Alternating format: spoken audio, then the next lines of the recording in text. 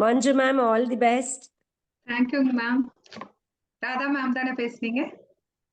ஆமாங்க மேம், ராதா தான் பேசுறேன். All the best. ஓகேங்க மேம், தேங்க்யூங்க மேம். சதீஷ்னா ஸ்டார்ட் பண்ணுங்க.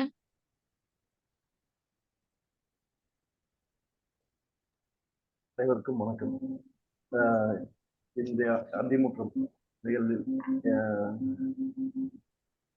வருக நான் அனைவரையும் வரவேற்கிறோம். தலைப்பு டாக்டர் மஞ்சு அவர்கள் காலத்தை பயிற்சி என்ற தலைப்பில் பேச வருகிறார்கள். பட்டயம் வாசிப்பு சக்தி அண்ணா அவர்களை அழைக்கிறேன். நன்றிங்க சதீஷ். அனைவருக்கும் இனிய மாலை வணக்கம். ஈரோடு வாசல் பட்டயம். ஈரோடு வாசல் உறுப்பினர்களாக நம் படைப்புத்திறன், ஆளுமை திறன் மற்றும் உடல் மன நலத்தினை மேம்படுத்திடவும், சமூக பங்களிப்புடன் இளைய தலைமுறைக்கு வழிகாட்டிடவும் நம் அமைப்பு தரும் வாய்ப்புகளை தேடல் உள்ளவர்களுடன் ஒன்றிணைந்து முழுமையாகவும் சரியாகவும் பயன்படுத்திக் கொள்வோம். எல்லைகளை தாண்டி பயணிப்போம். நன்றி, வணக்கம். ஆனந்தி அவர்களே.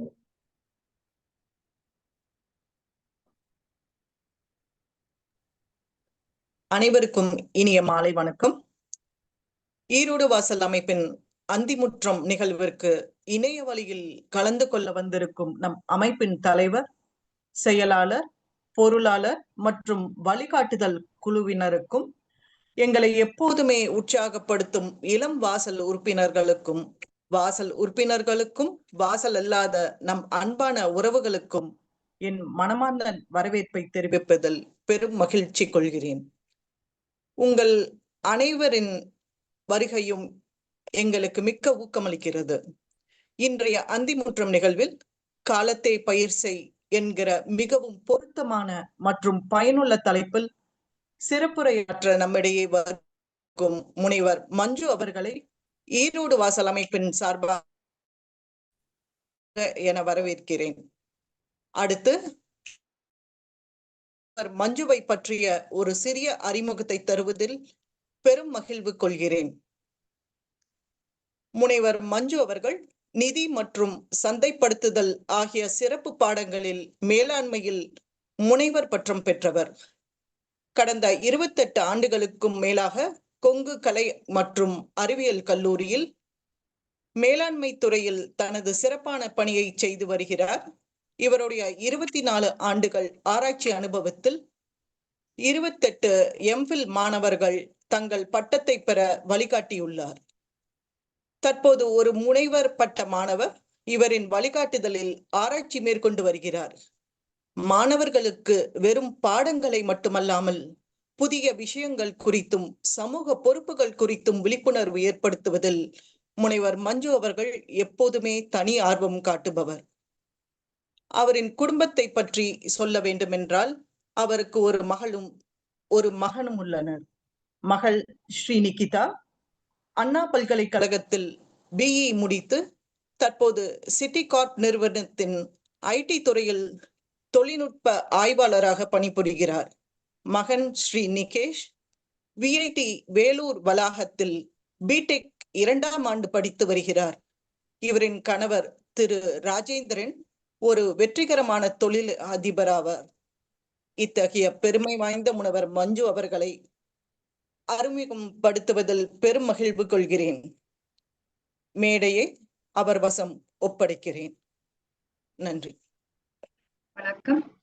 என்னை மிக அருமையாக அறிமுகப்படுத்திய அக்கா ஆனந்தி அக்காவுக்கு எனது வணக்கத்தை தெரிவித்துக் கொள்கிறேன். இன்று ஈரோடு வாசல் அந்திமுற்றத்தில் இணைய வழியில் கலந்து கொண்ட ஈரோடு வாசல் குழு உறுப்பினர்கள் மற்றும் உறுப்பினர்கள் அல்லாத நண்பர்கள், உறவினர்கள் மற்றும் மாணவர்கள் அனைவருக்கும் எனது இனிய மற்றும் அன்பான மாலை வணக்கத்தை முதலில் உரித்தாக்கிக் கொள்கிறேன். நமது வாசல் நமக்கு அனைவருக்கும் ஒரு சிறந்த வழிகாட்டியாக உள்ளது. நாம் முன்னேற துடிக்கும் நல்ல உள்ளங்களுக்கு நமக்கு வழி நடத்துகிறார்கள். அதற்கும் எனது நன்றியை உரித்தாக்கிக் கொள்கிறேன். நான் இன்று பேச இருக்கும் தலைப்பு காலத்தே பயிர் செய். இதை ஏன் நான் வந்து இந்த தலைப்பை எடுத்தேன் அப்படின்னு சொல்லிட்டு நீங்க எல்லாரும் நினைச்சிருப்பீங்க. இந்த தலைப்பை நான் பேசுறதுக்கு காரணம் என்ன அப்படின்னு பாத்தீங்கன்னா, இது நேரத்தை ஒட்டி இருக்கு. அதனால வந்து நேர மேலாண்மைக்கு ஒப்பிட்டு நான் பார்க்கலாம்னு நினைக்கிறேன். ஏன்னா நான் மேலாண்மை துறை அல்லவா. சோ அதனால நேர மேலாண்மையை ஒப்பிட்டு பார்க்கலாம் அப்படின்னு சொல்லிட்டு நான் எடுத்திருக்கேன். ஜென்ரலா பாத்தீங்கன்னா, காலத்தை பயிர் செய் என்று காலத்தின் முக்கியத்துவத்தையும் அதனோட நன்மைகளையும் நம் முன்னோர்கள் நமக்கு ஏற்கனவே வலியுறுத்தியுள்ளார்கள். நமது ஔவையாரும் பாத்தீங்கன்னா ஆத்திச்சூடி நீதி நூலிலும் கூறியுள்ளார். சோ அதனால இந்த தலைப்பு எல்லாருக்குமே பொருந்தும்னு நினைக்கிறேன். ஏன்னா இப்ப நாம இந்த அந்தி முற்ற நிகழ்ச்சி கூட பாத்தீங்கன்னா நேர மேலாண்மை அப்படிங்கிறது ரொம்ப முக்கியமாக இருக்கிறது.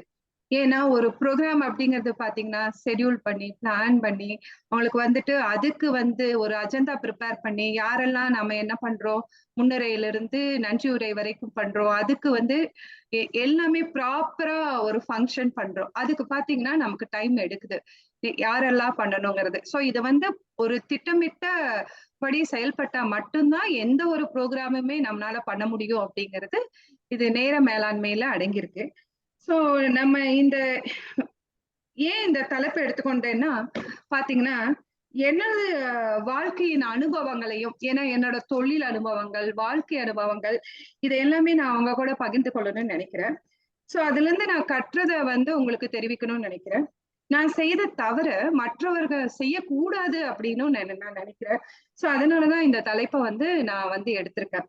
சோ இந்த நேர மேலாண்மை கையாளுகிறோம் என்றால் கண்டிப்பா நமக்கு வந்து ஒரு குறிக்கோள் இருக்கணும். குறிக்கோள் இல்லைன்னு வச்சுக்கோங்க, கண்டிப்பா படகு இல்லாத ஒரு துடுப்பு இல்லாத படகு போலதான் நம்மளோட வாழ்க்கை போகுமா வழிய ஸ்பெசிபிக்கா நம்மளோட லைஃப் வந்து சக்சஸ்ஃபுல்லா கொண்டு போக முடியுமா அப்படின்னு பாத்தீங்கன்னா கண்டிப்பா முடியாது. அதனால நாம எல்லாருமே எந்த ஒரு வேலையை செய்தாலும் ஒரு திட்டமிட்டு ஒரு குறிக்கோளோடு நாம வந்து அதை செய்யணும். அப்படி செஞ்சா மட்டும்தான் நம்ம வந்து சக்சஸ்ஃபுல்லா அதை அடைய முடியும். ஏன்னா பொதுவா ஜென்ரலா நீங்க வந்து செஞ்சோம் பொதுவா நாம வந்து எந்த ஒரு வேலையை எடுத்து செஞ்சோம்னா ப்ரொகாஸ்டினேட் பண்ணிடுவோம். என்ன காரணம் அப்படின்னு பாத்தீங்கன்னா, விடு நாளைக்கு செஞ்சுக்கலாம், நாளான்னைக்கு செஞ்சுக்கலாம், சரி அது அர்ஜென்ட் அப்படின்னு சொல்லிட்டு நம்ம தள்ளி போட்டுட்டே இருப்போம். அதனால நம்ம வந்து நேர மேலாண்மைய கண்டிப்பா கையாளணும் அப்படின்னா நம்ம வந்து குறிக்கோளை வந்து மேற்கொள்ளணும். கண்டிப்பா செட் பண்ணிக்கிறது ரொம்ப அவசியம். ஸ்மார்ட் அப்படிங்கிற அந்த வேர்டுலயே பாத்தீங்கன்னா அதுக்கு வந்து ஸ்பெசிபிக்னு சொல்லுவோம். நம்மளோட அந்த கோல் செட்டிங்ல ஸ்பெசிபிக்கா நம்ம வந்து டிட்டர்மைன் பண்ணிடணும் என்ன பண்ண போறோம், என்ன வேணும் நமக்கு அப்படிங்கறத. அதே மாதிரி எம் அப்படிங்கிறது மெஷரபிள், ஏங்கிறது அச்சீவபிளா இருக்கணும். அதே மாதிரி ஆர்ங்கிறது ரியலிஸ்டிக்கா இருக்கணும். டீங்கிறது டைம்லி, டைம் டியூரேஷன்ங்கிறது ரொம்ப மஸ்ட். என்னைக்கு வேணாலும் செய்யலாம் அப்படிங்கிறது அது வந்து வாழ்க்கைய சிறப்பாக வலிமைப்படுத்தாது. சோ அதனால பாத்தீங்க அப்படின்னா கண்டிப்பா நம்ம வந்துட்டு ஸ்பெசிபிக் கோலோட நம்ம வந்து நம்மளோட டைம் மேனேஜ்மெண்ட்டை ஃபாலோ பண்ணணும். ஏன்னா காரணம் என்னன்னா உங்களுக்கு வந்து காலம் அறிந்து செயல்பட்டா மட்டும்தான் நாம வந்து முன்னேற முடியும் வாழ்க்கையில. சோ எல்லாருமே சொல்லுவாங்க அல்லவா, எப்ப பார்த்தாலும் ஒண்ணு இருக்கும். பாத்தீங்கன்னா காற்று அடிக்கும் போது மாவு விற்க போகாத, மழை பெய்யும் போது உப்பு விற்க கூடாது அப்படின்னால ஏன் சொல்றாங்க? காரணம் இருக்குல்ல. ஒரு விவசாயம் அப்படின்னு எடுத்துட்டோம்னா நமக்கு வந்து காலங்கள் இருக்கு. குளிர்காலம் இருக்கு, பனிக்காலம் இருக்கு, மழைக்காலம் இருக்கு, கோடைக்காலம் இருக்கு. இந்த காலத்துக்கு ஏற்ற வகையில நம்ம பயிரிட வேண்டும் என்பது நமது முன்னோர்கள் நமக்கு காட்டிய வழி. அதை போலதான் நாம இன்றும் செய்து கொண்டிருக்கிறோம். காலத்தை ஒட்டிதான் நம்ம பயிரிட முடியும். அப்படி பயிரிடல அப்படின்னா நமக்கு வந்துட்டு ஈல்டு கிடைக்காது, கண்டிப்பா கிடைக்காது. அது வேஸ்ட், நம்ம உழைப்பு வேஸ்ட், பணம் வேஸ்ட், எல்லாமே வேஸ்ட். சோ அதனால எல்லா பொருளுமே பாத்தீங்கன்னா நேரத்தை வைத்துதான் இயங்குகிறது. அதுக்கு எடுத்துக்காட்டா நான் வந்து ஒரு குறளை எடுத்திருக்கேன், திருக்குறளை. அது குறள் பாத்தீங்கன்னா 392, 40 அதிகாரம் கல்வியிலிருந்து என்னென்ப ஏனி எழுத்தென்ப இவ்விரண்டும் கண்ணென்ப வாழும் உயிர்க்கு அப்படிங்கிற குறளை வந்து ஒப்பிட்டு பாக்குறேன். எதுக்காக அப்படி பாக்குறேன் அப்படின்னு பாத்தீங்கன்னா, எண்ணென்ப அப்படிங்கிறது இதன் பொருள் எண்கள் அல்லது கணித அறிவுன்னு சொல்லுவோம். கணிதம் அப்படின்னாவே உங்களுக்கு வந்துட்டு கருவி செய்கை ரெண்டையும் குறிக்கிறது. ஏனை எழுத்தென்ப அப்படிங்கிறது பாத்தீங்கன்னா இதன் பொருள் எழுத்து அல்லது மொழி அறிவு அப்படின்னு சொல்றோம். இவ்விரண்டும் கண்ணென்ப வாழும் உயிர்க்கு அப்படின்னு நாம சொல்றோம். என்னன்னா இந்த இரண்டுமே, அதாவது எண் மற்றும் எழுத்து வாழும் உயிர்க்கு கண்கள் போன்றது என்று சொல்கிறோம். இவை இரண்டும் இல்லாவிட்டால் ஒரு மனிதர் வந்து உலகை சரியாக புரிந்து கொள்ள முடியாது அப்படின்னு திருவள்ளுவர் சொல்றார். பாத்தீங்கன்னா இப்ப வந்து எண் கணிதம் இது வந்து என்னன்னா நேரம் அளவை குறிக்கிறது. எழுத்து பாத்தீங்க அப்படின்னா எழுத்து வந்தது மொழி வடிவத்துல, ஒளி மொழி ஆகியது, மொழி எழுத்தாகியது, என் எழுத்து இவ்விரண்டும் கண்களாக போற்றப்படுகிறது. ஏன் இந்த குறள் எடுத்தேன்னா, நான் வந்து இந்த உலகத்துல எதுவுமே பாருங்க தூங்குவது சாப்பிடுவது அனைத்தும் நேரப்படிதான் இயங்குகிறது. சோ அதனாலதான் நேரத்தை வந்து எண்களோட நான் ஒப்பிடுகிறேன். வருடங்கள் அப்படின்னு எடுத்துட்டீங்கன்னா 365 நாட்கள், மாதங்கள் அப்படின்னு எடுத்துட்டீங்கன்னா 12 வாரம் அப்படின்னு எடுத்துட்டீங்கன்னா 7 நாட்கள், அனைத்து எண்களை ஒப்பிடுகிறது. ஒவ்வொரு மாதத்திலும் பாத்தீங்கன்னா வர்ற ஒரு விசேஷங்க, நாம சஷ்டி பிடிக்கிறோம், கிருத்திகை சொல்றோம், பௌர்ணமி, அமாவாசை, பிரதோஷம், சதுர்த்தி, ஏகாதசி, இது எல்லாமே பாருங்க நாட்களை ஒட்டி தானே இருக்கு. 15 நாட்களுக்கு ஒரு முறை வர்றது அமாவாசை, பௌர்ணமி. இப்போ சஷ்டின்னு கார்த்திகை எல்லாம் எடுத்துட்டீங்கன்னா மாதம் ஒன்று. சோ இது வந்து ஒரு ரொட்டேஷன், காலமும் நேரமும் வந்து உங்களுக்கு வந்துட்டு ஒன்றோடு ஒன்று பின்னி பிடைகிறது. நேரம் வந்து உலகத்தையும் மனிதனையும் தீர்மானிக்கிறது. ஓகேவா? சோ தமிழ் குளவி உரை என்ன சொல்லியிருக்காங்க அப்படின்னு பாத்தீங்கன்னா, எண்களை அடிப்படையாக கொண்ட அறிவியலும் எழுத்துக்களை அடிப்படையாக கொண்ட கலையியலும் மனிதர்களுக்கு இரு கண்கள் போன்றவை என்று கூறுகிறார். இந்த குறளை நேர மேலாண்மைக்கு ஒப்பிடுவது செய்வது மிகவும் பொருத்தமாக இருக்கும் நான் நினைக்கிறேன். ஏன்னா நாம் கடைபிடிக்க வேண்டியது என்னவென்றால், நேர மேலாண்மையை கடைபிடிக்க வேண்டும். இல்லை என்றால் நாம் வந்து கண்டிப்பா வாழ்வுல வந்து சிறப்பா வாழ முடியும். ஆனா சிறப்பாக உங்களுக்கு வந்து உயர்வை பெற முடியும் என்றால் நேர மேலாண்மையை கண்டிப்பாக நாம கடைபிடிக்க வேண்டும். இப்ப நேரத்தை பாத்தீங்கன்னா ஒரு நாள் என்று ஒருமையில பார்ப்பதற்கு மாறாக 24 மணி தியாலங்கள், அந்த மணி துளிகளை 24 மணி தியாலங்கள், 1440 நிமிடங்கள், 86,400 வினாடிகள் என்ற பன்மையில் பார்க்கும்போது ஒரு நாளில் செய்யக்கூடிய செயல் திட்டங்களை எவ்வாறு ஒழுங்குபடுத்தி நிர்வகிக்க வேண்டும் என்ற திடமான மனம் உருவாகும். சோ நம்ம ஒருமையில பார்த்தோம்னா அது அப்படியே போயிடும்.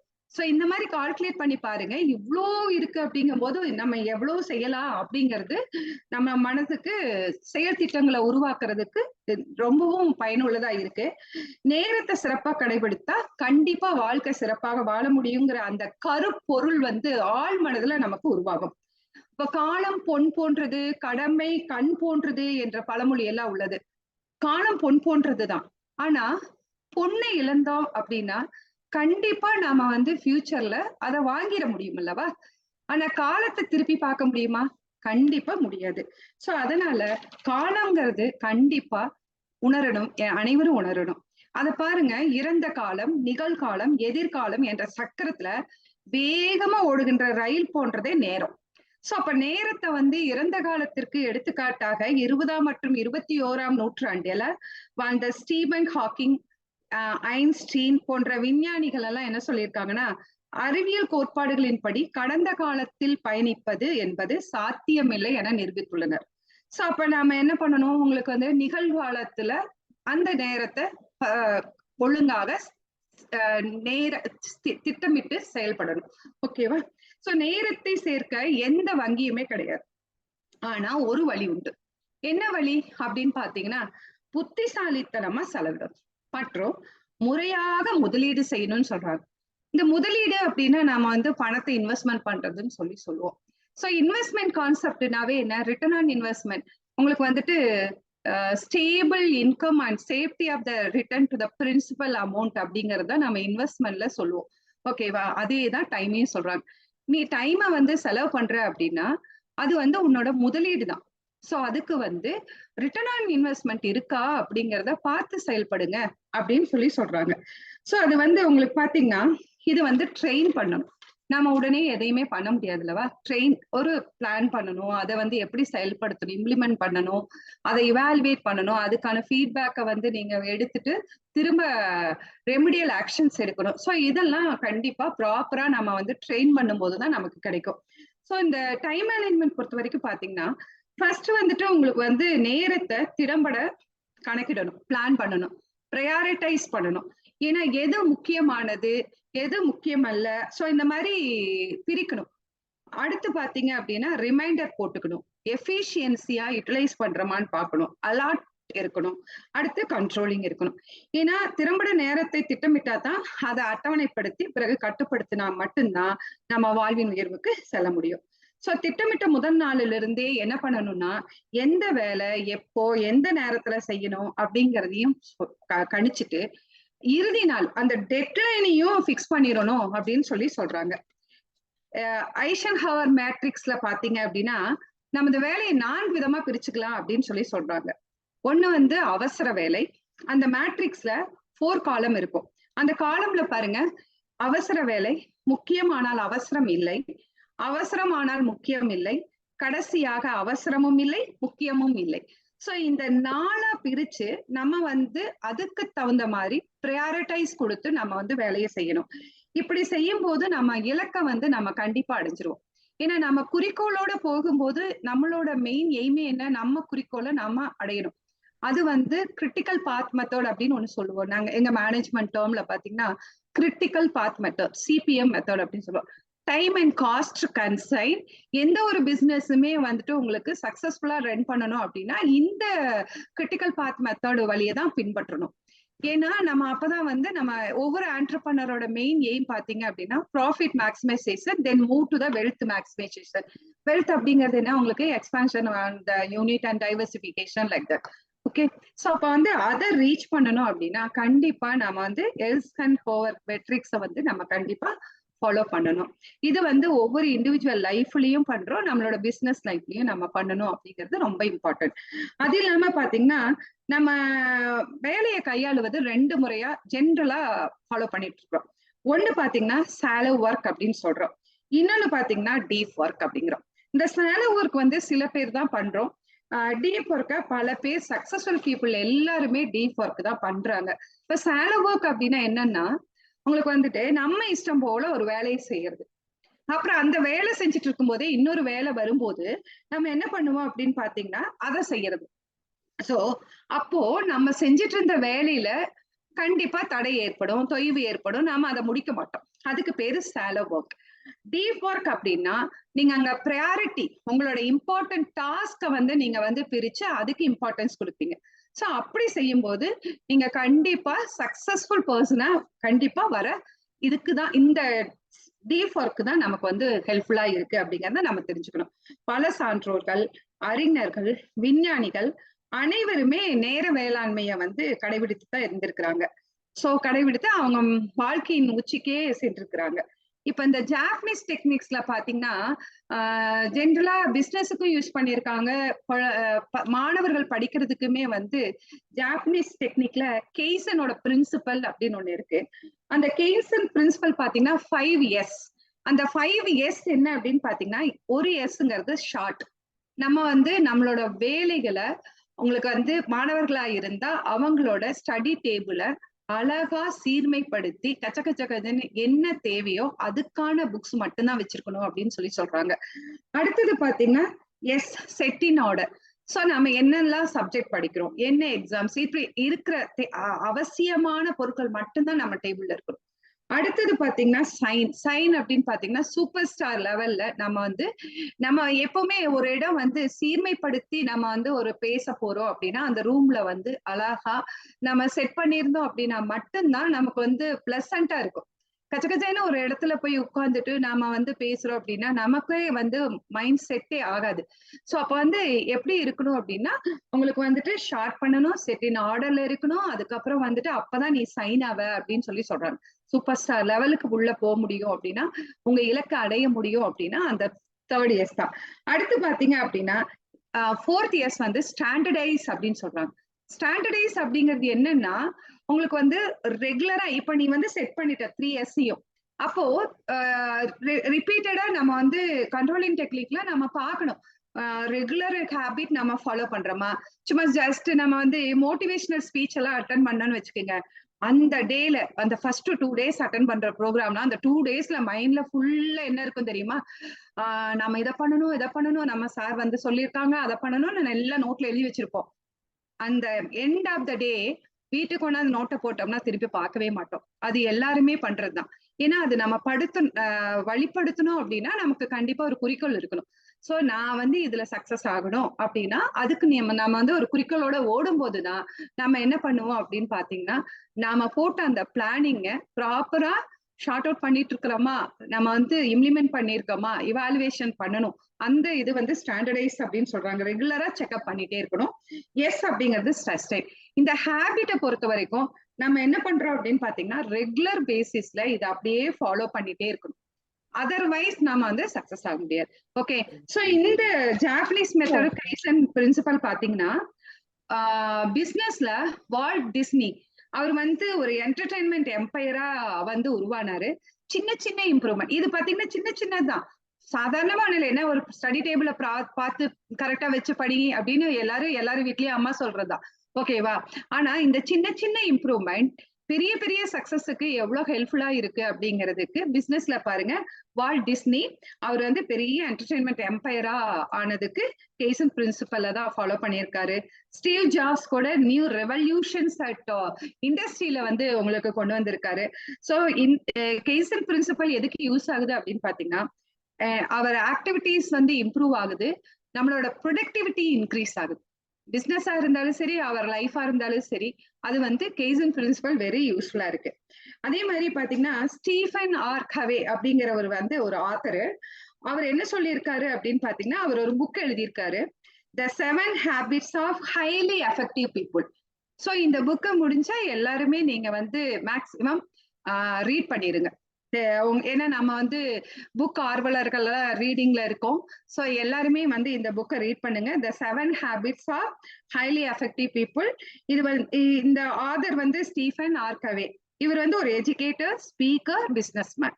ஒரு 10 years ரிசர்ச் பண்ணி தான் இந்த புக் எழுதியிருக்கிறாரு. ஸோ இவரோட புக்கு பாத்தீங்கன்னா 40 million காப்பி அப்பவே சோல்ட் ஆயிடுச்சு. ஸோ இப்போ அவர் டைம் மேனேஜ்மெண்ட்டுக்கு என்ன கோட் பண்ணியிருக்காருன்னா பாருங்க, the key is in not spending time but in investing it. அங்க இவரும் சொல்றாரு இன்வெஸ்ட்மெண்ட் பண்றீங்க அப்படின்னு சொல்லிதான், இன்வெஸ்டிங் இட். ஸோ இன்வெஸ்ட்மெண்ட்னாவே நீங்க கான்செப்ட் எடுத்துக்கோங்க, stable income and safety of the principal of our investment. ஓகேவா? Safety of the return of our principal amount, that is in investment concept. Okay, Steven Covey time மேனேஜ்மெண்ட்டுக்கு quote பண்ணது. அதே மாதிரி social மீடியால உங்களுக்கு வந்து சர்வீஸ், சோசியல் மீடியா சர்வீஸ்ல பாத்தீங்கன்னா ஃபேஸ்புக்ல மார்க் ஜூக்கர்பெர்க் இருக்காரு. அவர் வந்து சிஇஓ ஆஃப் மெட்டா.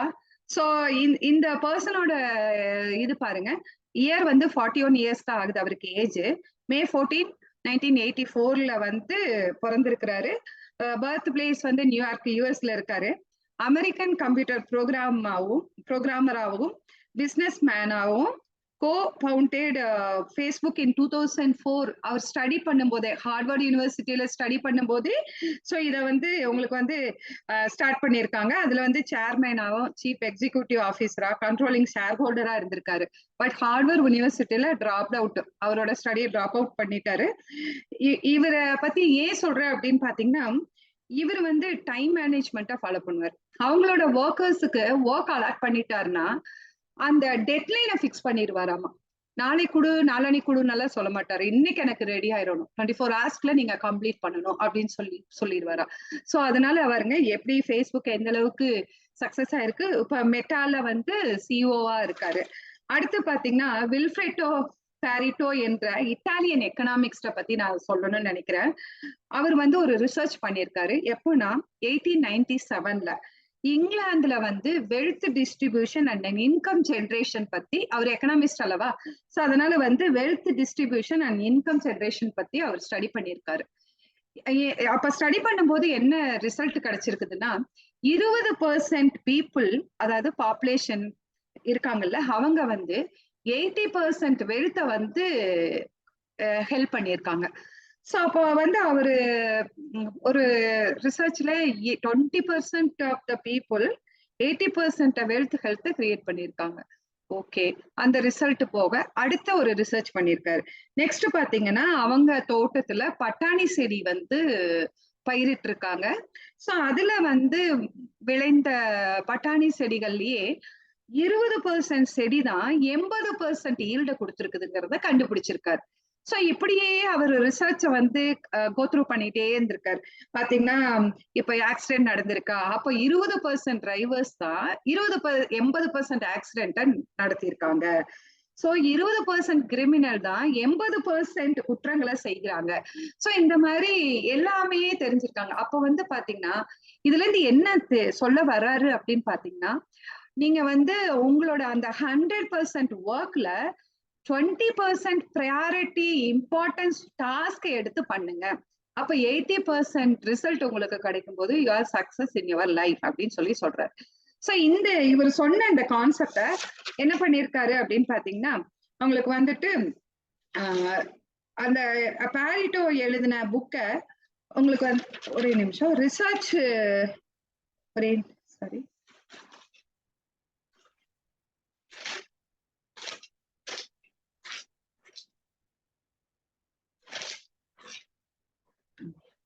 இந்த பாரிட்டோ பிரின்சிபலை வந்துட்டு உங்களுக்கு இன்னொரு ஆத்தர் புக்காவே எழுதிட்டாரு. 80-20 பிரின்சிபல் அப்படின்னு சொல்லிட்டு ரிச்சர்ட் கோச் அப்படிங்கிற ஒரு ஆத்தர் இவரோட பிரின்சிபலை வந்து புக்கா எழுதியிருக்காரு. ஸோ அதை வந்து நீங்க கண்டிப்பா படிங்க டைம் இருக்கும்போது. ஓகே, அதே மாதிரி ரோரி வேடன் அப்படிங்கிறவர் பாத்தீங்கன்னா செல்ஃப் டிசிப்ளின் ஸ்ட்ராட்டஜியர் அண்ட் உங்களுக்கு வந்துட்டு ஒரு எஜுகேட்டர். அவர் வந்து என்ன பண்றாருன்னா இந்த டைம் மேனேஜ்மெண்ட் வந்து 3 டைமென்ஷனல் திங்கிங்ல நாம வந்து திங்க் பண்ணணும் அப்படின்னு சொல்றாரு. என்ன 3 டைமென்ஷனல் அப்படின்னு பாத்தீங்கன்னா, உங்களுக்கு வந்துட்டு ஏன்னா நம்ம எல்லாருமே வந்து மல்டிபிள் டாஸ்க் எடுத்து பண்ணணும்னு சொல்லிட்டு நிறைய எடுத்துக்கிறோம் டோட்டலா. பட் அது இது அப்படின்னு எடுக்கும்போது ஒரு நாளைக்கு இத்தனை ஒர்க்கு டூ லிஸ்ட் எல்லாம் எழுதி அதை பண்ணணும் இதை பண்ணணும், அது வந்து என்ன ஆகுதுன்னா உங்களுக்கு ஸ்ட்ரெஸ் கிரியேட் பண்ணிடும். ஸோ அதனால டூ லிஸ்ட் எல்லாம் எழுதக்கூடாது. நீங்க இந்த மாதிரி பிரிச்சுக்கணும். உங்களுக்கு வந்துட்டு ப்ரையாரிட்டி டாஸ்கை பேஸ் பண்ணி 20-80 பிரின்சிபல் பாரிட்டோ பிரின்சிபலை ஃபாலோ பண்ணோம் அப்படின்னா கண்டிப்பா சக்சஸ் ஆக முடியும். அதை தான் வந்து ரோரி வேடன் சொல்றாரு. அவர் வந்து செல்ஃப் டிசிப்ளின் ஸ்ட்ராட்டஜியர். அவர் என்ன சொல்றாரு அப்படின்னு பாத்தீங்கன்னா, RAC மெத்தட் ஃபாலோ பண்ணுங்க அப்படின்னு சொல்றாரு. RAC அப்படிங்கறது ரெக்கார்ட் பண்ணுங்க, அனலைஸ் பண்ணுங்க, சேஞ்சஸ்.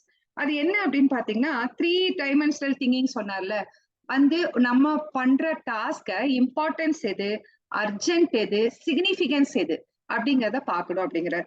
அந்த சிக்னிபிகன்ஸ்ல என்ன சொல்றாருன்னா டைம் டியூரேஷன், ஃபியூச்சர், இன்வெஸ்ட்மெண்ட் கான்செப்டை கன்சிடர் பண்ணுங்க அப்படின்னு சொல்றாரு. ஸோ இதெல்லாம் நம்ம பண்ணும்போது கண்டிப்பா நமக்கு வந்துட்டு வாழ்க்கையில வந்து சிறப்புகளை அடைய முடியும். ஏன்னா அப்புறம் அதே சேம் டைம் ஒவ்வொருத்தருக்கும் ஒவ்வொரு டைம் வந்து ஃபிக்ஸ் ஆகும். இப்ப படிக்கணும்னு வச்சுக்கோங்க, இப்ப எனக்கு வந்து மிட் நைட்ல படிச்சாதான் வந்து எனக்கு நல்லா மனசுல பதியும் அப்படின்னு நான் படிப்பேன். என்னோட ஃப்ரெண்டு ஏர்லி மார்னிங் எழுந்திருச்சு படிக்கணும் அப்படின்னு சொல்லுவாங்க. அது மாதிரி சக்சஸ்ஃபுல் பீப்புள் நிறைய பேர் அவங்களுக்கு தகுந்த டைம். ஏன்னா நம்ம ஒரு மோட்டிவேஷன் ஸ்பீச் கேட்கிறோம், ஓ மேம் சொல்லிட்டாங்க காலையில ஏர்லி மார்னிங் 4 o'clock பிரம்ம முகூர்த்தத்துல படிக்கணும்னு சொல்லியிருக்காங்க அப்படின்னு எல்லாரும் படிக்க முடியுமானா முடியாது. அவங்கவுங்களோட ஆக்டிவிட்டிஸ், அவங்கவுங்களோட அந்த செல்ஃபா வந்து நீங்க வந்து உங்களையே புரிஞ்சுக்கணும், உங்களுக்கு எது பெஸ்ட் அப்படிங்கறத தெரிஞ்சுக்கணும். ஏன்னா உங்களுக்கு இப்ப ஆக்டர் அக்ஷய் குமார்லாம் இருக்காரு பாருங்க, அவர்லாம் மார்னிங் தான் ஒர்க் பண்ணுவாராம். அதே மாதிரி மியூசிக் டைரக்டர் AR ரஹ்மான் பாருங்க, அவருக்கு மிட் நைட் தான் வந்து பெஸ்டா இருக்குமா, அதுலதான் அவரு ஒர்க் பண்ணுவாராம். சோ இந்த மாதிரி எல்லாரும் அவங்களுக்கு தகுந்த டைமை நேரத்தை ஒதுக்கி அவங்களோட வேலையை பார்க்கும்போது சிறப்பா இருப்போம். சோ இவரை பற்றின உங்களுக்கு வந்து வாழ்க்கை முறை வந்து நமக்கு கண்டிப்பா இவங்க எல்லாத்தோட இதுவும் பாத்தீங்கன்னா முன்னுதாரணமா நமக்கு இருக்கும். சோ முடிந்தா நீங்க இந்த ரிசர்ச் கோர்ஸ் எழுதிய புக்கை படிச்சிருங்க. ஓகே, ஏன்னா ஒவ்வொருத்தரோட அனுபவமும் அவங்களோட ஒவ்வொருத்தரோட அனுபவம் மற்றவங்களோட வாழ்க்கைக்கு பயனுள்ள சில கோட்பாடுகளை கொடுக்கும்னு நான் நினைக்கிறேன். எனது அனுபவம் அப்படின்னு இந்த ஸ்பீச்ல பாத்தீங்க அப்படின்னா, எனக்கு வந்து ஒரு கடந்த கால அனுபவத்துல பேடா நான் ஃபீல் பண்றது என்னன்னா, நான் உரிய காலத்துல பிஹெச்டி கம்ப்ளீட் பண்ணல. என்னோட ஃப்ரெண்ட்ஸ் எல்லாம் வந்து அந்த டிஆர்பில வித்தவுட் பேமெண்ட் பியூர்லி மெரிட்டா செலக்ட் ஆயிட்டு போயிட்டாங்க. அப்ப என்னோட ஃப்ரெண்ட் எல்லாம் சொல்லுவாங்க, நீ முடிச்சிருந்தா கண்டிப்பா எங்களோட வந்து ஒரு கவர்மெண்ட் சர்வீஸ் பீப்புளா இருந்திருப்ப, நீ முடிக்காம போயிட்ட அப்படின்னு சொல்லுவாங்க. கரெக்டா, அது கரெக்ட் தான். ஆனா நான் குடும்பத்தை பத்தி சிந்திச்சுட்டு இருந்தேன். என்னோட அகாடமிக்கா பாத்தீங்க அப்படின்னா, நான் வந்து யூனிவர்சிட்டி மதர் தெரசா யூனிவர்சிட்டியில நான் வந்து பிஹெச்டி அப்ளை பண்ணிட்டேன். சோ அதனால என்னாச்சு அப்படின்னு பாத்தீங்கன்னா, அந்த கொடைக்கானல் யூனிவர்சிட்டி ரொம்ப லாங் டியூரேஷனா இருக்கு. உங்களுக்கு ப்ராப்பர் கம்யூனிகேஷன் இல்ல. நேரா போனாலும் அங்க யாரையுமே பார்க்க முடியாது. 10, 10:30, 11 மணி ஆனாலும் ஸ்டாஃப் யாருமே வர மாட்டாங்க. சோ நானும் 2, 3 தடவை கார் வச்சுட்டு போய் எல்லாமே பண்ணியிருக்கேன். எவ்வளவு செலவு பண்ணி மேல போய் பார்த்துட்டு வந்திருக்கேன். சோ என்னால முடியல. அப்புறம் பாத்தீங்க அப்படின்னா, நான் எடுத்த தலைப்புக்கு வந்து நான் செகண்டரி டேட்டாவை சூஸ் பண்ணியிருந்தேன். சோ அது கொஞ்சம் எனக்கு ப்ராப்ளமா இருந்துச்சு. யூனிவர்சிட்டி ப்ராப்ளமா இருந்தது. இதனால நான் வந்து பிஹெச்டி வந்து கரெக்டா உரிய காலத்துல முடிக்கல. சோ அதனால எனக்கு வந்து இப்ப பாருங்க, டிஆர்பில வந்து ரெக்ரூட்மெண்ட் ஃப்ரீயா கிடைக்கும் போது என்னால போக முடியல. இப்ப டிஆர்பில வேகன்சி இல்ல. சோ இது வந்து ஒரு கண்டிப்பா நான் காலத்தை தவற விட்டதுனால தானே இந்த இந்த செயல் எனக்கு நடந்திருக்கு. அதனால வந்து இந்த அனுபவங்களை நான் உங்களோட ஷேர் பண்ணிக்கணும்னு நினைக்கிறேன். உரிய காலத்துல நான் முடித்திருந்தேன் அப்படின்னா கண்டிப்பா நானும் ஒரு கவர்மெண்ட் எம்ப்ளாயியா இருந்திருப்பேன். சோ அது ஒரு எனக்கு வந்து கண்டிப்பா இது வந்து ஒரு காலத்தில் செய்த தவறாக தான் நான் நினைக்கிறேன். ஏன்னா என்னோட வாழ்வு சிறப்புற்றிருக்கும்னு நினைக்கிறேன் அப்படி கிடைச்சிருந்திருந்தா. ஏன்னா இப்ப வந்து நம்ம தனியார்ல தானே ஒர்க் பண்றோம். சோ அப்போ வந்து நமக்கு அதுக்கும் இதுக்கும் நிறைய வித்தியாசம் இருக்கு அப்படிங்கிறது நமக்கு எல்லாருக்கும் தெரிஞ்சதுதான். அடுத்தது என்ன அப்படின்னு பாத்தீங்கன்னா, நாம எல்லாருமே சிந்திக்கணும். சிந்திக்க தவறிட்டோம். ஏன்னா ஏன் சிந்திக்க தவறிட்டோம் அப்படின்னு பாத்தீங்கன்னா, நம்ம இந்த சோசியல் மீடியால டைமை ஸ்பெண்ட் பண்ணிடுறோம். இது எல்லாரும் நாம சொல்ல முடியாது. நம்மில் சில பேர் பாத்தீங்கன்னா, நம்ம ஏதாவது ஒரு சோசியல் மீடியால உள் வாங்கிக்கிட்டு நம்ம வந்து டைமை போறதே தெரியாம ஸ்பெண்ட் பண்ணி, இதுக்கெல்லாம் காரணம் என்ன? பல காரணங்கள் இருக்கு. ஒவ்வொருத்தருக்கும் ஒவ்வொரு காரணங்கள் இருக்கு. ஏன்னா நேரத்தை தீர்மானிக்கிறது அப்படிங்கிறது பாத்தீங்கன்னா, நம்மளோட எமோஷனல் ஃபீலிங்கோட வந்து அது வந்து சார்ந்து உள்ளது. எமோஷனல் ஃபீலிங்ஸ் அப்படிங்கிறது என்னன்னா, நமக்கு ஒரு ஹாப்பி இருக்கலாம், சேட்னஸ் இருக்கலாம், ஓகே பிளசண்டா ஃபீல் பண்ணலாம். சோ இந்த மாதிரி நிறைய எமோஷனல் ஃபீலிங்ஸ் இருக்கு. நம்ம எமோஜி ஃபீச்சர்ஸ் எல்லாம் போட்டு முடிச்சிடுறோம். ஓகே, சோ இந்த ஃபீலிங் வந்து நம்மள வந்து டிட்டர்மைன் பண்ணுது. நான்லாம் பாத்தீங்கன்னா, நான் செய்யாத தவறுக்கு மற்றவர்களோட சுயநலத்துக்காக எனக்கு ஏதாவது ஒரு நான் பலிகடை ஆனேன்னு வச்சுக்கோங்க, அதுல இருந்து என்னைய மீண்டு வரவே வைக்க முடியல. நான் இத்தனைக்கும் டாக்டர் அஸ்வின் விஜயோட ஸ்பீச் மோட்டிவேஷனல் எல்லாமே கேட்டாலும் பாத்தீங்கன்னா, அது அவங்க சொல்றது கேக்குறோம். ஆனா வந்து நமக்குன்னு வரும்போது, நாம மத்தவங்களுக்கு சொல்லும் போது, அது வந்து மத்தவங்களுக்கு சொல்றதோட போயிருது. நம்ம அதை வந்து அப்ளை பண்ண முடியல. சோ அதனால வந்துட்டு அந்த மாதிரி நாம இருக்கக்கூடாது அப்படிங்கறதையும் நான் உங்களுக்கு எல்லாத்துக்கும் சொல்லிக்கிறேன். ஏன்னா வந்துட்டு நாம எந்த சூழ்நிலையும் கடந்து செல்வோம் என்று நினைத்து கொண்டு அடுத்து என்ன நடக்கணுமோ அதற்கான முயற்சியை மட்டும்தான் பார்க்கணும் அப்படிங்கிறத நான் வந்து உங்ககிட்ட எல்லாத்துக்கும் பகிர்ந்துக்கிறேன். சோ இது என்னோட one of the experience. French மெய்யியல் அறிஞர் டெகார்த் அப்படிங்கிறவர் என்ன சொல்றாருன்னா, நான் சிந்திப்பதாலதான் இருக்கிறேன் அப்படின்னு அவர் சொல்றாரு. ஏன்னா சிந்திக்கணும். சிந்திக்கவில்லை என்றால் நமக்கு வந்து வாழ்க்கை இல்லை. சிந்திக்கணும் அப்படின்னா எதை பத்தி சிந்திக்கணும் அப்படின்னு பாத்தீங்கன்னா, நம்மளோட வாழ்க்கையை பத்தி தான். அதை வரிசைப்படுத்தணும். ஏன்னா நம்ம குடும்பத்திற்காக சிந்திக்கணும், தன்னை பற்றி சிந்திக்கணும். தன்னை பற்றி அப்படின்னா என்ன உங்களுக்கு? நம்ம உடம்பு, அதுக்கு வந்து நம்ம வந்து யோகா பண்ணணுமா, உடற்பயிற்சி பண்ணணுமா, இது எல்லாமே நாம தெரிஞ்சுக்கணும். ஏன்னா சுவர் இருந்தால்தான் சித்திரம் வரைய முடியும் என்பது எல்லாருக்கும் தெரிந்த உண்மை. சோ தன்னை பற்றி கண்டிப்பாக சிந்திக்க வேண்டும். குடும்பத்தை பற்றியும் சிந்திக்க வேண்டும். இது இரண்டும் மிகவும் அவசியம். நான் இரண்டையும் பண்ணுகிறேன். பட் உடலை பற்றி சிந்திக்கும் போது கொஞ்சம் தவறி விடுகிறேன் என்பதை நான் உணர்கிறேன். அடுத்து என்ன அப்படின்னு பாத்தீங்கன்னா, வேலையை பற்றி சிந்திக்க.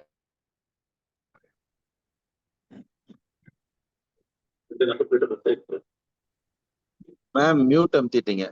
மஞ்சு மேம் உங்க ஆடியோ மியூட் பண்ணிட்டீங்க. எப்போ வாட்சிங் சார்? ரொம்ப நேரம் ஆயிடுச்சா? இல்ல இல்ல இல்ல இல்ல. ஓகே ஓகே நான் என்ன நினைக்கிறேன், ஓகே, சிந்தனைகளை வந்து நம்ம வரிசைப்படுத்தணும். அப்படின்னு எடுத்துக்கிட்டீங்கன்னா 4 விதமா வரிசைப்படுத்தணும்னு சொல்றாங்க. 1 குடும்பத்திற்காக, அடுத்து வந்து நமக்கு கேக்குதாங்க சார்? கேக்குதுங்க, பேசுங்க. ஓகே. சோ சிந்தனைகளை வந்து வரிசைப்படுத்தணும். அது வந்து குடும்பத்தை பற்றி வரிசைப்படுத்தணும். அடுத்து தன்னை பற்றி வரிசைப்படுத்தணும். வேலையை பற்றி படுத்தணும். சமுதாயத்தை பற்றி படுத்தணும். இப்ப குடும்பத்தை பற்றி அப்படின்னு எடுக்கும்போது தனது கணவர், உறவினர்கள் அனைத்தையும் நாம வந்து பார்க்க வேண்டியது இருக்கு. அதை கரெக்டா பண்ணிடுறோம். அடுத்தது என்ன அப்படின்னு பாத்தீங்கன்னா, தன்னை பற்றி அப்படின்னு வரும்போது தன் உடம்பை பற்றி பார்க்கணும். யோகா பண்ணணும், எக்ஸசைஸ் பண்ணணும். நமக்கு என்ன உகந்ததோ அதை வந்து நம்ம பண்ணணும். அதுல நான் கொஞ்சம் பேக் வாங்கியிருக்கேன்னு நினைக்கிறேன். ஏன்னா உடற்பயிற்சி நான் செய்வதில்லை. அதனாலதான் எனக்கு கொஞ்சம் பிரச்சனை இருக்கு. ஆனா குடும்பத்தை பற்றி நன்றாக சிந்தித்து நன்றாக செய்து கொண்டிருக்கிறேன். அதே மாதிரி வேலையும் வந்து எனக்கு கொடுத்த வேலையை நான் நன்றாக செய்வேன். இவ்வளவு காலமாக, இவ்வளவு ஆண்டுகளாக இருக்கிறேன் என்றால் நன்றாக செய்து கொண்டுதான் இருக்கிறேன். ஆனால் ஒரே இடத்தில் இருப்போம் என்று பெருமைப்படுவதை போல என்ன அங்கீகாரம் இருக்கிறது என்பதே முக்கியம். அது வந்து நமக்கு கண்டிப்பாக தேவைப்படுகிறது. சோ அதனால் வாழ்க்கையின் மேலும் மேலும் வளர்ச்சிக்கு நாம் முன்னேற வேண்டும். அடுத்து அதுதான் காலத்தே பயிற்சி என்று சொல்கிறேன். அந்தந்த காலத்தில் முடித்தால் அந்தந்த இடத்தில் இருப்பதை விட நாம் கரெக்டாக அந்த காலத்துக்கு தகுந்த மாதிரி நம்மளோட சிறப்புக்கு தகுந்த மாதிரி நாம் பணியாற்றுவோம் என்பதில் கண்டிப்பாக உறுதியாக நம்ம தெரிந்து கொள்ள வேண்டியது இருக்கிறது. சமுதாயத்தை பற்றி சொல்லும் போது வாழ்க்கையை சமுதாயத்தை சார்ந்துதான் உள்ளது. அதனால் நாம் வாழ்க்கையை சமுதாயத்தை ஒட்டி எது நன்று எது தீமை என்றுதான் போய்கொண்டிருக்கிறோம். உறவினர்கள், குடும்பத்தார் மற்றும் அருகாமையில் உள்ளவர்கள் என அனைவரையும் பார்த்துதான் வாழ்ந்து கொண்டிருக்கிறோம். அதே சமயத்தில் சமுதாயம் என்றவுடன் நான் மிகச் சிறப்பாக தேர்ந்தெடுத்தது என்னவென்றால் நமது ஈரோடு வாசல் குழுமம்.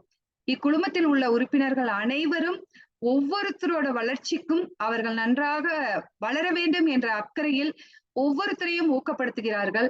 இது எனக்கு மிகவும் பிடித்திருக்கிறது. நான் நல்ல வழியை தேர்ந்தெடுத்திருக்கிறேன் என்று நினைக்கிறேன். அடுத்து பாத்தீங்க அப்படின்னா உங்களுக்கு வந்துட்டு அனைவரும் இந்த டைம் மேனேஜ்மெண்ட் உத்திகளை பயன்படுத்தி நாம் பயன்பெற வேண்டும் என்று உங்களை கேட்டுக்கொள்கிறேன். என்னோடது நன்றி உரையை நான் உரித்தாக்கிக் கொள்கிறேன்.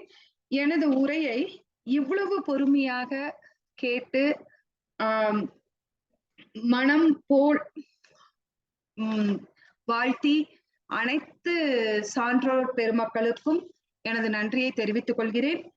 இந்த அழகிய வாய்ப்பளித்தமைக்கு ஈரோடு வாசல் குழு அனைத்து உறுப்பினர்களுக்கும் எனது நன்றியை உரித்தாக்கிக் கொள்கிறேன்.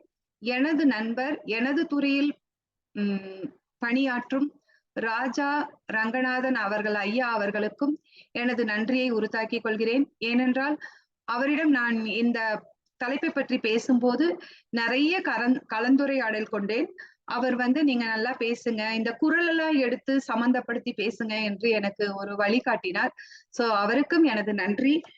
அனைவருக்கும் எனது நன்றியை உரித்தாக்கிக் கொள்கிறேன். நன்றி. மிகவும் பயனுள்ள உரை, அருமையா இருந்துச்சுங்க. அடுத்து உங்களுக்கு நன்றி உரை வழங்க ஆனந்தி ஆர்வலன் அவர்களை அழைக்கிறேன். சதீஷ்னா ஒரு டிஸ்கஷன் முடிச்சிட்டு நன்றி உரை. ஒரு டிஸ்கஷன் போலாங்க. டிஸ்கஷன் இல்ல கேள்வி பதில் இருந்தா பேசலாம். பேசிட்டு அடுத்து நன்றி உரை போலாம்.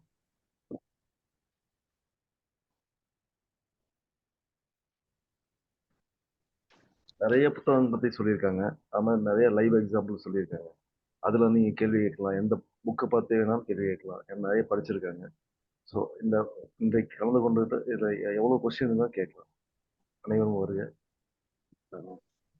எனக்கு வந்து ஒரு சொல்லணும், வாழ்த்து சொல்லணும்னு தோணுது. எனக்கு என்னன்னா, அதாவது நான் எவ்வளவு ஹோம்ஒர்க் பண்றாங்க, எவ்வளவு ப்ரிப்பரேஷன் பண்ணியிருக்காங்க. ஒரு வாசல்ல வந்து ஒரு அசைன்மெண்ட் எடுத்துக்கிட்டு அந்த எடுத்ததுக்கான அவர்களுடைய மெனக்கெடல் வந்து இது முழுக்க முழுக்க நமக்கு தெரியுதுங்க.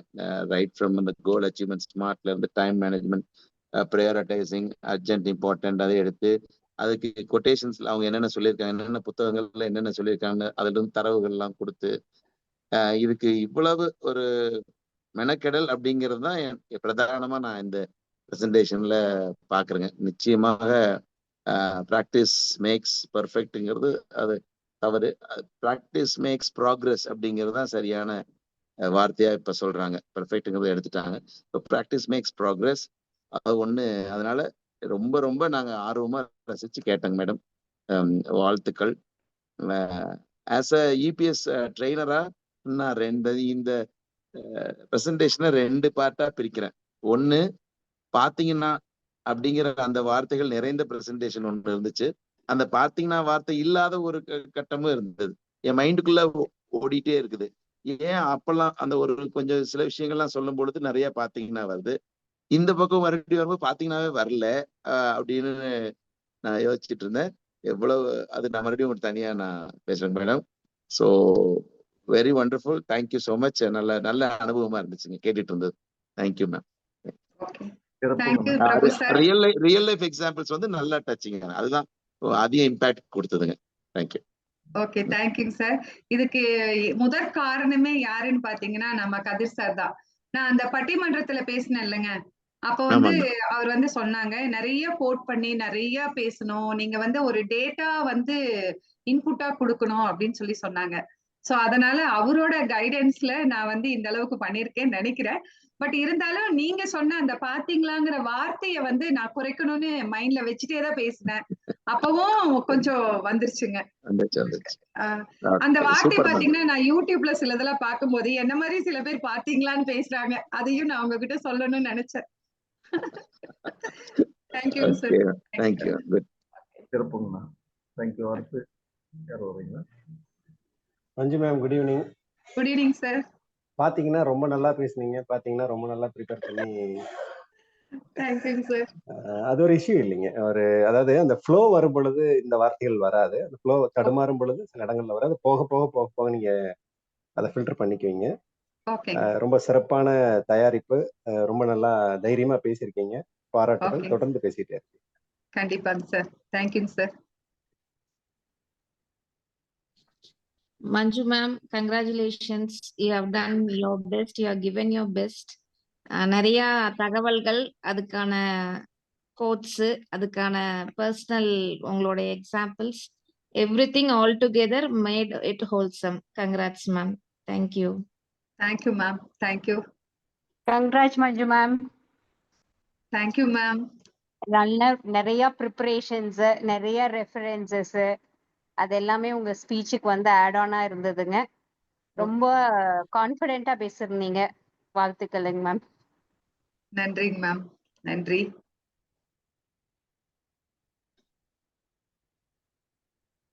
ஏதாவது கேள்வி பதில் இருந்தா கேட்கலாம். நிறைய புக்ஸ் பத்தி சொல்லியிருக்காங்க, நிறைய கோட்டோட. வணக்கம் மஞ்சு, ரொம்ப அழகா பேசுனீங்க. நான் சென்னை இருந்து, ஆனா கொஞ்சம் முடியல, கொஞ்சம் முன்னாடி தான், ஆனாலும் நல்ல சிறப்பான ஒரு உரையா இருந்துச்சு. வணக்கம் மேடம். வாழ்த்துக்கள். நான் ஞானஜோதி பேசுறேன். கேக்குதுங்களா? கேக்குதுங்க சார், கேக்குது. அன்மியூட் பண்ணிட்டு பேசுங்க. நேர மேலாண்மை குறித்து அருமையான கருதுகோள்கள் எல்லாம் சொன்னீங்க. அதோட பிராக்டிக்கலா நிறைய விஷயங்கள் சொன்னீங்க. அது மட்டும் இல்லாம இந்த நேர மேலாண்மை கருதுகோள்களை அவரவர்கள் அவரவர்களுக்கு தகுந்தபடி தகவமைச்சு கொள்ளணும். தகவமைக்க மட்டும் இல்ல, செயல்படணும் அப்படிங்கிறத ரொம்ப சிறப்பா சொன்னீங்க. ரொம்ப அருமையான பேச்சுமா. Thank you sir. Thank you very much sir.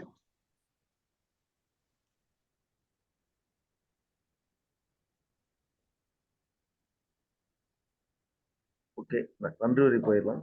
Anandhi Arunan அவர்களே. சரி, நான் இந்த அளவுக்கு பேசினதுக்கு காரணமே நம்மளோட இந்த மேடை தாங்க சார். அதுதான் நம்மளை வழிபடுத்துது. நான் வந்து ரொம்ப இதுக்காக கண்டிப்பா நீங்க எல்லாரும் பாராட்டணுங்கிறது ஒன்று. அதே சமயத்துல நம்மளோட டைம், நம்ம இந்த ஒரு ப்ரோக்ராம் அரேஞ்ச் பண்றோம் அப்படின்னா அந்த ப்ரோக்ராம் வந்து எல்லாரும் நம்ம வரோம்னா வந்து அடுத்த செகண்டே முடியுது அப்படிங்கிறது எனக்கு முற்றிலும் பிடிக்காத ஒன்று. சோ அதனால வந்து கண்டிப்பா ஏதாவது ஒரு நிறைய இன்ஃபர்மேஷன் பாஸ் பண்ணணும் அப்படிங்கிறதுக்காக கொஞ்சம் ப்ரிப்பேர் பண்ணேங்க சார். அதனாலதான் இந்த மேடை எனக்கு கண்டிப்பா எனக்கு வந்து நம்ம இந்த ஈரோடு வாசல் குழு உறுப்பினர்கள் அனைவரும் என்னோட வாழ்வுல சிறப்பமைக்க நான் சேர்ந்ததாக தான் நினைக்கிறேங்க சார். மஞ்சள் வாழ்த்துக்கள். தேங்க்யூ. Thank you ma'am. வாசலுக்கு வந்ததோட பர்பஸ் சால்வ் ஆயிடுச்சுன்னு நினைக்கிறேன். கண்டிப்பாங்க மேம். இன்னும் இம்ப்ரூவ் ஆகணும். இப்பதான் ஒரு புள்ளி வச்சிருக்கேன் மேம். ஒரு ஒத்த புள்ளி இல்ல, வச்சிருக்கேன். அது வந்துரும் அப்படியே மடமடன்னு. ஃபர்ஸ்ட் ஸ்டெப் பண்ணிட்டாவே அவ்வளவுதான். ஓகேங்க மேம். வாழ்த்துக்கள் மேம். தேங்க்யூங்க மேம். மேடம் சொல்லுங்க சார். மேடம் கேக்குதா மேடம்? பாலகணேஷ் மேடம், கேக்குது. கேக்குதுங்க. கோயம்புத்தூர் வந்து பேசுறேங்க. டைம் மேனேஜ்மெண்ட் மாமா பையன் எப்ப ஜாயின் பண்ண? முழுசா சேர்ந்தியா? உள்ள வந்து ஜாயின் பண்ணிட்டியா ஆரம்பத்திலேயே? இத நான் கரெக்டா ஒரு 6:15 ஜாயின் பண்ணேன் மேடம். சொல்லு பாலகணேஷ். அக்கான்னு சொல்லுவாமா? சொல்லு. அதனால என்ன? டைம் மேனேஜர் நீங்க பிஹெச்டி பத்தி பேசுனீங்க. அந்த கரெக்டான டைமிங் மிஸ் பண்ணிட்டீங்க அப்படின்ட்டு. அதுதான் இதுதான். கண்டிப்பா நீங்க பிஹெச்டி பட்டம் வாங்கினதே ஒரு கிரேட். இத்தனை வருஷமா 20 வருஷமா காலேஜ் ஒர்க் பண்ணி நல்லா சக்சஸ்ஃபுல் லைஃப்லையும் ஃபேமிலியும் எல்லாத்தையும் மேனேஜ்மெண்ட் பண்ணி பிஹெச்டியும் ஃபர்ஸ்ட் முடிச்சு டாக்டரேட் பட்டம் வாங்கினதுக்கு அது ரொம்ப முக்கியமான இது. ஒரு கங்க்ராச்சுலேஷன் ஃபர்ஸ்ட் ஆஃப் ஆல் நான் தேங்க்ஸ் சொல்லிக்கிறேன். நீங்க டைம் மேனேஜ்மெண்ட் பேசுனதை பத்தி எனக்கு ரொம்ப பிடிச்சிருந்தது. டைமிங் அந்த கரெக்டான டைமிங் பண்ணி கரெக்டான ஒரு கவர்மெண்ட் ஜாப் வருத்தப்படாதீங்க. இருந்தா நீங்க இந்த காலேஜ் வந்து ரொம்ப முக்கியமான இது. ஒரு கண்டினியூஸா நீங்க ஒர்க் பண்ணது வந்து அதே ஒரு சக்சஸ்ஃபுல். விடாமுயற்சியாக வந்து படிப்படியா கொஞ்சம் கொஞ்சமா நீங்க ஆரம்பத்துல வந்து எப்படி பண்ணீங்க ரொம்ப தேங்க்ஸ்க்கா. நல்லபடியா பண்ணி வந்தீங்க. ரொம்ப தேங்க்யூ. எனக்கு யூஸ்ஃபுல்லா அந்த டைம் மேனேஜ்மெண்ட் பண்ணி பண்ணது. ஓகே பாலகணேஷ். தேங்க்யூ. மாமா அட்டெண்ட் பண்ணாங்களா? மாமா அட்டன் பண்ணிருக்கேன். நான் இங்க மேல இருந்தேன். அது பார்க்கறதுக்கு அப்பா தான் வந்தாரு. சரி கண்ணா. ஓகே. தேங்க்யூ. அஞ்சு மேடம் ரொம்ப அருமையான ஒரு பேச்சுங்க. கவலைப்படாதீங்க. நான் கொஞ்ச நேரத்துல இதை அப்லோட் பண்ணிடுவோம். யூடியூப் போட்டுருவோம். நீங்க எல்லாத்துக்கும் அனுப்பி விடலாம். ஓகேங்க சார். ஓகே. தேங்க்யூங்க சார். என்னோட மாமா போய் அட்டெண்ட் பண்ணதே எனக்கு தெரியலங்க சார். பரவாயில்லைங்க. சூப்பர். அவரும் சிறப்பா சொன்னாரு. ஓகேங்க சார். ரொம்ப ஒரு அற்புதமான பேச்சுங்க. அந்த 80-20 சொன்னீங்க இல்லைங்களா? எதுக்கு முக்கியத்துவம் கொடுக்கணும் அப்படிங்கிறது அது நம்ம அடிக்கடி ஞாபகப்படுத்திட்டே இருக்க வேண்டிய ஒண்ணு எல்லாருமே. அந்த ஒரு அற்புதமான கருத்து. நல்ல ஒரு பிரசன்டேஷன். நிறைய எவிடன்ஸோட நல்லா பேசுனீங்க. ஓகேங்க சார். அது பாத்தீங்கன்னா ரிசர்ச் கோச் தான் அந்த புக் எழுதி இருக்கிறாருங்க சார். அதனால அதை எல்லாருமே படிங்கங்க சார். கண்டிப்பாங்க. அந்த எக்கனாமிஸ்ட் பிரின்சிபல், இட்டாலியன் எக்கனாமிஸ்ட் பிரின்சிபலுங்க பாரிட்டோ. அவரோட புக்கை வந்து ரிச்சர்டு கோச் எழுதி இருக்கிறாருங்க. சோ எல்லாரும் படிச்சா நமக்கு கண்டிப்பா யூஸ்ஃபுல்லா இருக்குங்க சார். கண்டிப்பா நோட் பண்ணிக்கிறேங்க. ஓகேங்க sir. Hello ma'am. Hi Janani, சொல்லுடா. மேம், நீங்க சொன்ன நிறைய விஷயத்துல வந்துட்டு ஒரு விஷயம் வந்து கொஞ்சம் புதுசா இருந்துச்சு மேம். என்ன சொன்னீங்கன்னா நிறைய பேர் வந்துட்டு இந்த மாதிரி நிறைய மோட்டிவேஷன் ஸ்பீச் தராங்க, அதுக்கப்புறம் நிறைய அட்வைஸ் எல்லாம் தராங்க. அத வந்து நம்ம கேக்குறவங்க வந்துட்டு 2 days ஃபாலோ பண்றாங்க, அதுக்கப்புறம் ஃபாலோ பண்ண மாட்டேங்கிறாங்கன்னு சொல்லிட்டு நீங்க அதுக்கப்புறம் வந்துட்டு அதை சொல்றவங்களே வந்துட்டு ஒரு சில டைம் அந்த விஷயத்த வந்து ஃபாலோ பண்ண தவறிடுறாங்கன்னு சொன்னீங்க. அது வந்து கொஞ்சம் டிஃப்ரெண்டா இருந்துச்சுங்க மேம். அது இல்லாம நீங்க நிறைய புக்ஸ் எல்லாம் நீங்க ரெஃபர் பண்ணி பேசினது உண்மையிலுமே ரொம்ப இன்ஸ்பைரிங்கா இருந்துச்சு.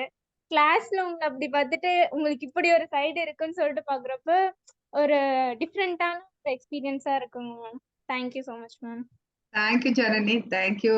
உங்களுக்கு அதுக்காக தான்டா கேசன் பிரின்சிபலோட அந்த 5 years சொல்லியிருக்கேன். ஸ்டூடெண்ட் இருப்பீங்க அப்படிங்கிற ஒரு நம்பிக்கையில அதெல்லாம் சொன்னேன் நானு. ஏன்னா நம்ம ஜென்ரலா பாத்தீங்கன்னா மோட்டிவேஷன் ஸ்பீச் கேக்குறோம், அட்டென்ட் பண்ற ஒர்க் ஷாப்பு அந்த 2 days or 3 days தான்டா. ஈவன் 5 days அட்டென்ட் பண்ணா கூட அதோட முடிச்சுக்கிறோம் நம்ம லைஃப்ல. ஏன்னா நம்ம ப்ரொகாஸ்டினேட் பண்ணியே பழகிட்டோம் எதுவுமே. ஏன்னா அதுக்கு ரீசன் என்னன்னா நமக்கு வந்து ஒரு எய்ம் இல்ல. அதுதான் அந்த கோல் செட் பண்ணிட்டோம்னா கண்டிப்பா அந்த மாதிரி இருக்கு. ஓகே.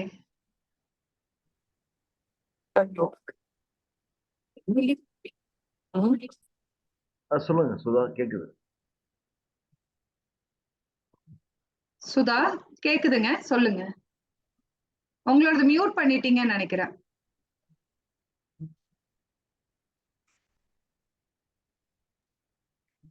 சுதாவை அன்மியூட் பண்ணிட்டு பேச சொல்லுங்க.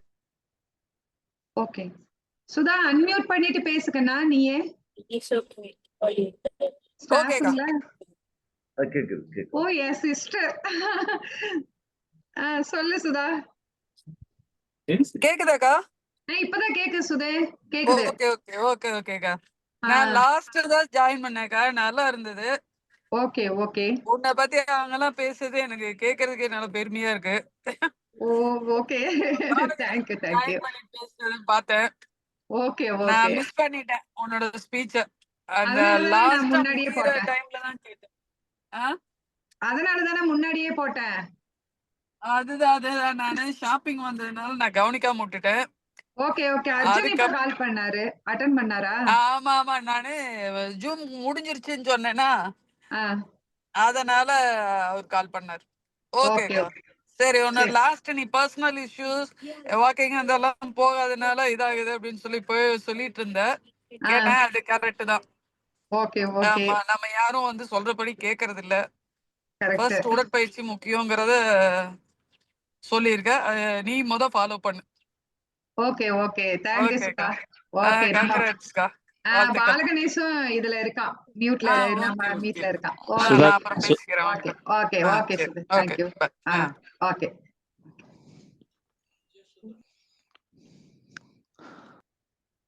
ஓகே, அடுத்து நன்றி உரை போயிடலாமா?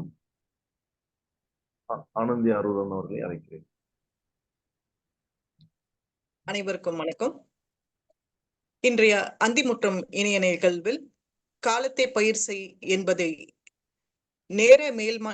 நேர மேலாண்மையோடு ஒப்பிட்டு பேசி அதனோடு பழமொழிகள், திருக்குறள், ஐன்ஸ்டைன் இப்படி பலவற்றை இணைத்து பேசியது சிறப்பாக இருந்தது. டைம் மேனேஜ்மெண்ட் பற்றி பேசும்போது எப்போ எந்த நேரத்தில் செய்யணும், நேரத்தை எப்படி ப்ரையாரிட்டைஸ் செய்யணும் என்பதோடு ஷாலோ ஒர்க்னா என்ன, டீப் ஒர்க்னா என்ன என்று நீங்கள் பேசியது நிறைய யோசிக்க வைத்தது. இப்படி பல வகையில் எங்களை சிந்திக்க வைத்து சிறப்புரையாற்றிய முனைவர் மஞ்சு அவர்களுக்கு எங்களது மனமார்ந்த நன்றியை தெரிவித்துக் கொள்கிறோம்.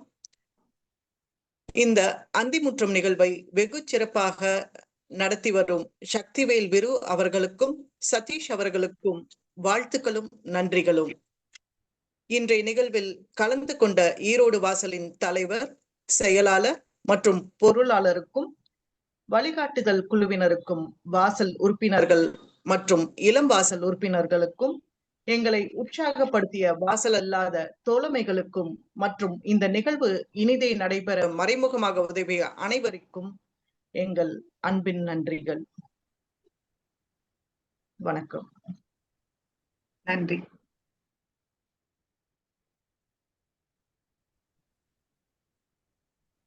ரெக்கார்டிங் ஸ்டாப் பண்ணிடலாங்க.